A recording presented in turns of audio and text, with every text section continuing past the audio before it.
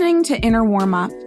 I'm your host, Taylor Lise Morrison, founder and author of Inner Workout, ICF certified coach, and fellow journeyer. In 2017, I set out to build a life that didn't burn me out, and I found my life's work in the process. On Inner Warmup, we talk about how self-care and inner work show up in your relationships, your career, your schedule, and in the conversations you have with yourself.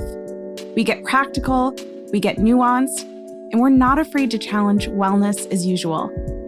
So take a deep breath and get curious. This is where your inner work begins. Today on the show, we have Justin Sheils. Justin's always been compelled by the power of words and pictures to change hearts and minds.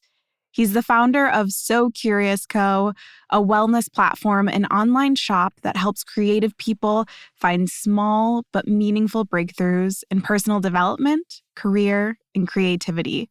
In keeping with the Playdate theme of this season, we've got Justin on to talk about his journey with improv. Listen in to learn more about the power of letting yourself just be bad at things and how you can embody the yes and mentality on and off the stage. Justin, I was telling you before we kicked things off, you get the honor of being the first man on Inner Warmup. Thank you so much for being here. Thank you so much, Taylor. I am so excited to be on the show and very happy to have that honor. That's incredible. Yeah. And you just bring the best vibes. Not that men don't bring good vibes. I just tend to be more in communities with women. But when I was thinking of who's a man who I know could match the vibe of Inner Warmup, obviously you came to mind, even more so because of the topic of this season. But before I dive into talking about hobbies and play and all of that, there are people listening who don't know what you do for work. So can you touch on that for us briefly?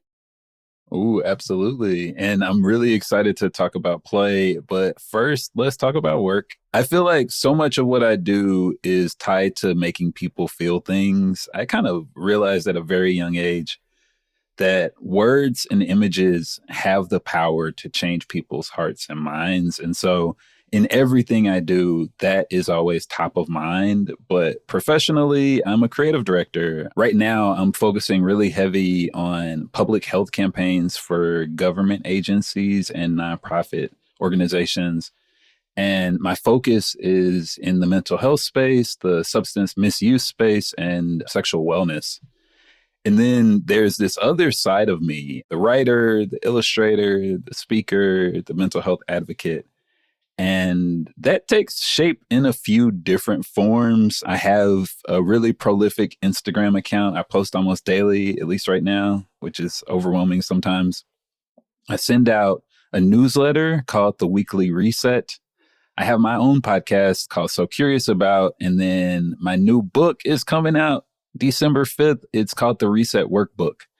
And so through these things, it's like I'm trying to make a small dent in the universe by helping people find joy. What a beautiful way to tie up your work life and helping people find joy. And everyone, there's so many things that you do and that you mentioned. I want to do a special shout out for your book and let everyone know that the link to pre-order that will be in the show notes. Everything Justin does is so beautiful and so intentional. So I'm excited to get my hands on the Reset Workbook. And you kind of gave a really nice segue with this theme of your work being around helping people find more joy. What I find when I'm really present in my leisure and my hobbies and my play is that I'm able to access joy more fully. Something that I was curious about. So I love getting your newsletter every week. We're actually recording this on a Thursday, which is when your newsletter comes out. And it's always this nice little pep talk, high five, hug from you. And I remember in one of your newsletters, you talked about how you started taking improv classes. And so that was one of the reasons I was like, yes, Justin needs to be on the Playdate season of the podcast. And when I reached out to you to ask you to be on the season, you said that you doing improv was really one of the first times that you had a hobby that you couldn't monetize. So before we talk about improv, I actually want to hear about what your experience has been with monetizing hobbies in the past. Oh my goodness. So I am fully a multi-passionate creative. And for all the creatives that are listening, we have the tendency to want to monetize everything. That's just how we are. It's embedded in our core for some reason. And I think that's partially because like there's this desire to do something that you love and share a part of yourself with the world in that way. So at the height of what I would say is the younger version of Justin, who didn't make as much time for play. It was like I was doing photography and graphic design, illustration contracts. I was running a local publication about the city of New Orleans. And my focus was like, how can I make money from all of these different things that I also enjoy? And I think as I've gotten older, it's really like I want work to be a part of my life, an important part of my life that provides meaning, but I don't want to monetize every single little thing. And it's funny, I like during the pandemic, at the height of the pandemic, I started doing punch needling and I felt it creeping back in even to that hobby. I was like, how can I sell these on Etsy? And it's like, no, I do not want to sell the punch needling on Etsy. I want to enjoy this moment. And I feel like improv is just different, right? It's like, it's not as easy to imagine that as something that you sell. And so it was so much easier for me to like take that pressure off and just be able to live in the moment and enjoy it. It sounds like there was a moment of growth for you where with the punch needling, you were like, and I don't know how far down the rabbit hole you've got. I definitely sometimes get there. I don't know if you had an Etsy shop name picked out and all of that, but something pulled you back to be like, nope, I don't need to start this Etsy shop. What was that voice or what was that internal conversation that allowed you to not monetize the punch needling?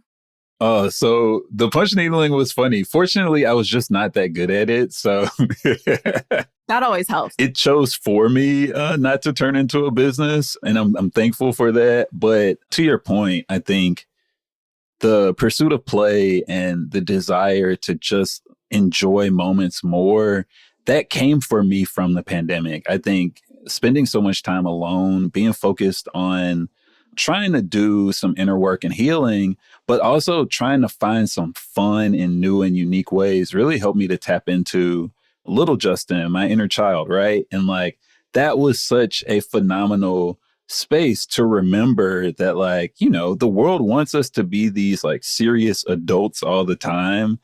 And for me, coming out of the pandemic, it was like, no, it is time to have joy. I am in my joy era. This is my opportunity to embrace all the versions of me, especially the most fun versions of me. Ooh, I love that, being in your joy era. And this idea of the inner child, this is not the first time inner child has come up on this season.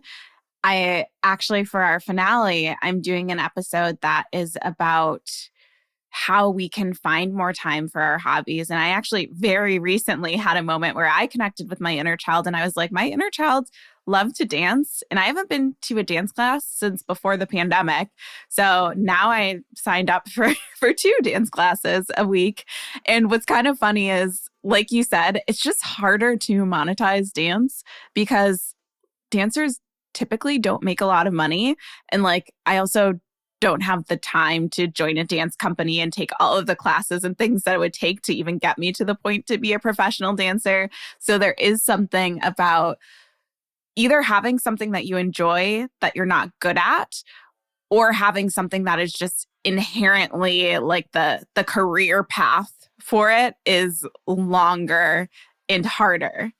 Alluding to, and that I fully agree with, is like we need more opportunity to play. We need more opportunity to be silly. But I think the biggest thing is that we need that opportunity to just be a beginner, make mistakes and like not do something perfectly. Because as an adult, there's so much pressure to do everything perfectly. And so we end up kind of losing this aspect of ourselves where we are exploring our curiosity and like not being afraid. Yeah. I am curious then to get into improv. What was your history with improv before you started taking this class? So, literally no history at all. I was a little bit of a theater kid. So, in high school, I was in a couple of productions, which was super fun. Never a leading role, especially in high school. I was kind of more of a background player. And then in college, I took a couple of acting classes because my friend group, most of them were actors. But outside of that, I had never tried improv before. I'd never even heard of it outside of the context of Whose Line Is It Anyway? I did watch that show a little bit in my youth, but I kind of went in fully cold and blind. A friend was like, I think you might like improv. And they went to the class with me, and I ended up loving it. Okay. So that's already something that I feel like we can pull out for listeners is getting a buddy with you if you're going to be trying something new.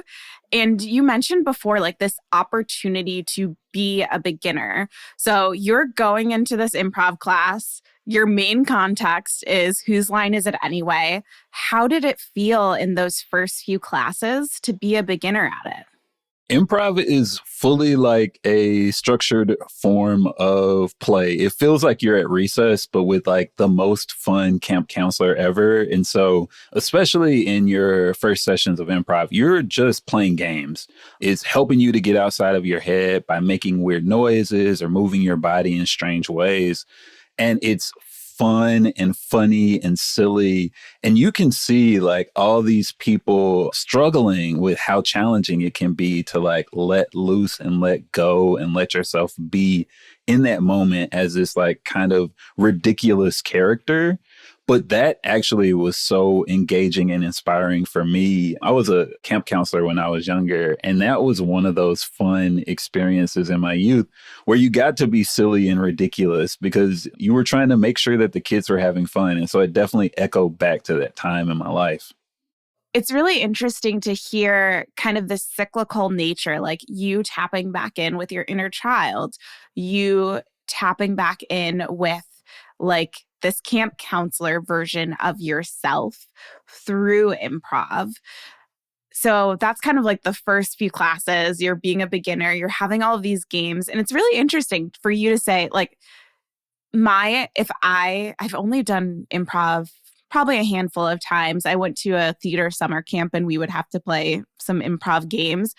I was more along the lines of people who were just terrified to let loose and get things wrong. For you, thankfully, you had the experience in this like past version of yourself that you could fall back into. What are some of the characteristics of this like camp counselor version of you? I'm totally asking for me because I would love to embody some of that energy as I'm being more of a beginner. So, this is a fun way to be able to talk about astrology. So, I'm a Taurus. My sun sign is Taurus, and I have really grounding energy for some people, which can be fun. Like, I'm steadfast and steady and, slow and methodical in some interesting ways. But then my rising sign is Leo, and that's that big, audacious, stand out, be loud and proud energy. And so I very much connect with both aspects of myself, right? Like I feel like they are true reflections of who I am. And I think if improv is not your thing, it's okay if improv is not your thing. I don't think the point of pursuit of play is to do the things that lit your soul on fire, especially as a child, and reconnect with the aspects of yourself that feel the most authentic, the most you. Each one of us deep down inherently knows what we want, who we want to be, and the things that really interest us the most. And I feel like a lot of times if you go back to what you were doing as a child and the things that you enjoyed when you were like 4, 5, 6 years old, those are the things that you need to revisit as an adult and see if they continue to spark joy. I love this reminder, and they may not. But it may be like, oh, I used to love doing ballet, for example, and now I like doing hip hop. Or I used to love playing sports and now I don't like playing sports as much, but I do like reading about sports history. Could never be me. I'm not a big sports person, but I know some people are into that thing. So yeah, it can be like this breadcrumb that leads us to the things that interest us. And I also appreciate that you called out that like it's okay if improv isn't your thing. What we're talking about in this playdate season is, yes, exposing you to different potential ways that you could play, but also getting into this mindset of, okay, maybe that's not how I play, but what does play look like for me personally? I'm curious to hear more about your experience of improv. I already have some guesses as to some of the things you may have learned by playing with improv, but I want to hear it straight from you. What has it taught you to be in that improv class? Oh my goodness. Improv has been teaching me better collaboration. It really supports me in thinking on my feet. I am a slow thinker and I have a lot of trouble like talking off the top of my head. I like to plan and prep and prepare. And improv, it challenges you to live in that specific moment, to stay in that moment and try to be as present as possible. I love that aspect of improv. I think another thing that pops up for me so frequently is that it's okay to fail. And specifically, that failure is celebrated in improv because it is temporal by nature, right? What you're doing on that stage in that moment is just for that moment. And once it's done, it's done. That being okay with failure piece is just something I think all of us can be reminded of. It's something that I am constantly grappling with as a human, but especially as a human who runs a business and does work publicly. I had another company that I started last year called Gateway Coaching that I ended up realizing I needed to wind down. And it was so hard for me to be like, that's actually the normal trajectory of a business is it doesn't last that long and it fails. And I learned so many things that I'm already integrating into both just how I show up as a leader. I think that was some of the biggest lessons was I learned to lead a larger team. There was a lot of contractors involved. I learned to communicate even if it was uncomfortable. I learned to work with tech in a lot of different ways, but it just felt like a failure because it didn't go on forever. And so it sounds like improv is this invitation to be like, yeah, this thing is happening right here, right now. It's not going to last forever. There might be some mess ups, but actually we can take that flub and then roll it into the next bit or do a callback later on or just be better performers because we messed up and we learned something about ourselves in the process. But man, it's so that piece about failure just really hits home for me because it's hard to fail in general, at least for me. I'm a Virgo rising, and it's hard to fail when it feels like it's public, at least again, speaking from my personal experience. I fully can connect with that. I am a recovering perfectionist, and every day I am pushing myself to step outside of the boxes and boundaries that I've created for myself. So when I tell you that is resonating, Taylor, like it is fully resonating. It's like, it doesn't matter if anyone listens to this. We just needed to have a conversation and hype each other up and feel seen in that process. And something that I will offer to you, Justin, but also to everyone listening is the more that I have shifted my perspective to being more experimental, or maybe as you would call it, like more improvisational in the way that I guide my life and my business, the more I see people like being inspired by it and having these invitations where they're like, oh, I can try that too. Oh, I can test something out, realize that this specific way I planned it out didn't work, but take a lesson and keep moving. And so this is me like talking to myself, but also to other people. Your willingness to fail and your willingness to pivot actually gives more permission for people to do the same. Oh, that's fully the truth. That is so emotionally resonant for me. In improv, there's this thing called yes and rule. Basically, the idea is that it's more fun for everyone when someone introduces an idea for you to just say yes and try to build on that idea. And so I feel like the yes and rule is like so easy to apply to all these different aspects of being a human or being an entrepreneur or being a creative, wherever you see yourself, right?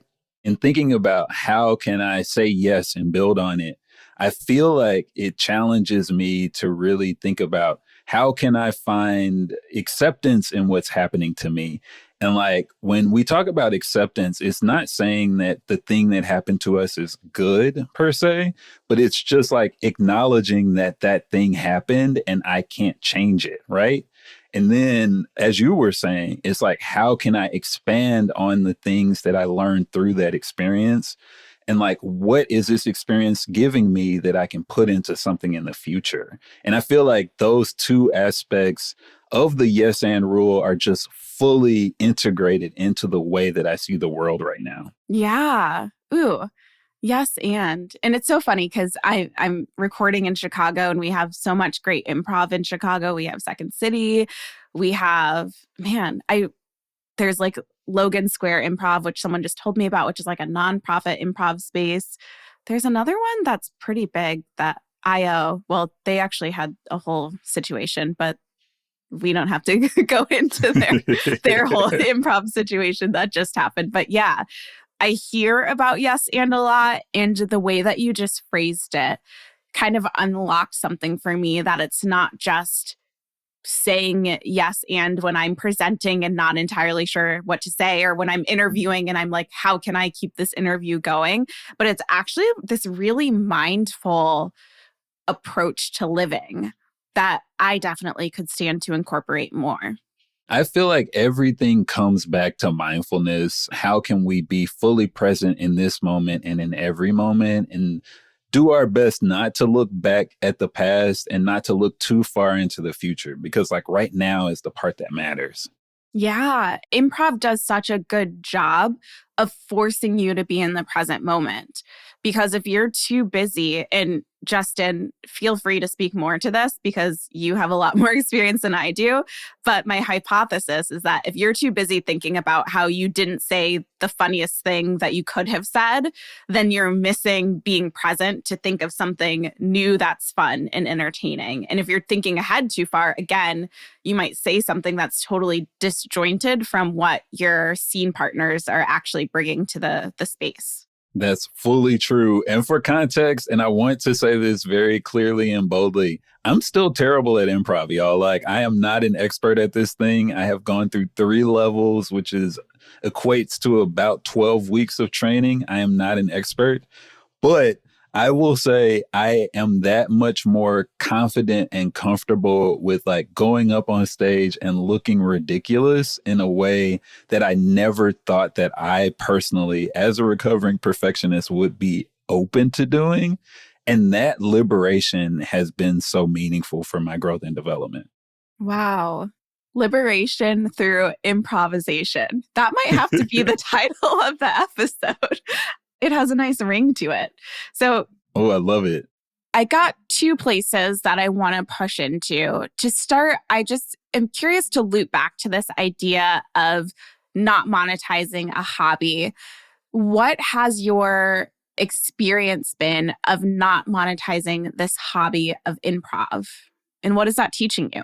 So I think the biggest piece of wisdom I want to impart on the audience, and something that I feel like I'm continuously learning myself, is that you have permission to enjoy the moment. Like, we spend 30% of our day working and we spend 30% of our day sleeping. And so you get to decide how you fill up all those other moments. And yes, you could spend that time doing so many different things, but I really think pursuing joy, allowing yourself to live in the moment, to have new experiences, to explore your curiosity, that is the opportunity of having a hobby, honestly. Like, trying new things and putting yourself out there in new ways is not only a way to grow, it's a way to enjoy the moment. And we deserve to enjoy the moment. I just want to make that my ringtone. Just you saying you deserve to enjoy the moment because definitely need that reminder a lot, a lot.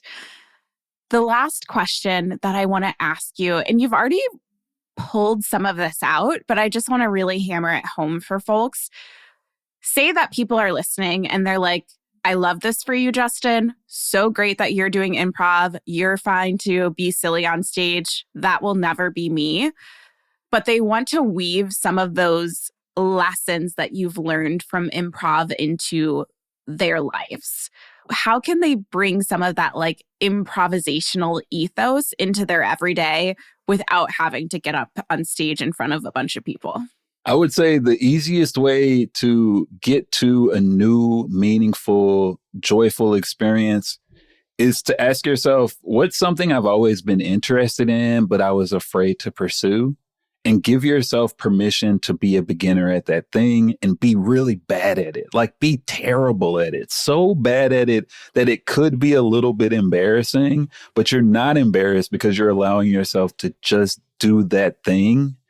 You will grow and develop and change from that experience because you're opening yourself up to learning again, to like embracing a spirit of play, to give your inner child the opportunity to kind of show up and hang out a little bit. And it doesn't have to be improv. It could be drawing. It could be singing. It could be writing. It could be so many different things, dancing. It doesn't matter what that individual thing is. It's just giving yourself permission to play. And for the people out there who are achievers, you could almost trick your brain a little bit and be like, I am winning at this thing if I'm allowing myself to be as bad at it as possible.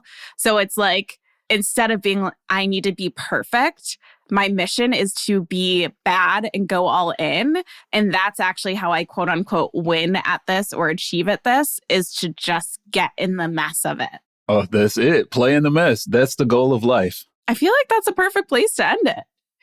So, Justin, you told us at the beginning, you have a lot of amazing things that you can do or that you do. So if people are listening, they want to stay in touch with you. They want to stay in like the warmth of the joy that you love to spread to others. How can they stay in touch? One simple way to stay in touch, visit socurious.co and you will have access to all the different projects and ways that we can connect online. You can sign up for my email newsletter. You can learn more about the Reset Workbook, and you can find all of my social handles at socurious.co. That's perfect. That will be in the show notes. Justin, thanks so much for this conversation. Thank you so much, Taylor. This was so fun. It really was. We kept on theme, playdate theme. We had to have fun. Inner Warmup is a collaborative effort. It's hosted by me, Taylor Lise Morrison, produced by Jenny Kearns, and edited by Carolina Duque. If you enjoyed this episode, share it with a friend. And if you're looking to continue your inner work, our free Take Care assessment is a great place to start. On that note, take care.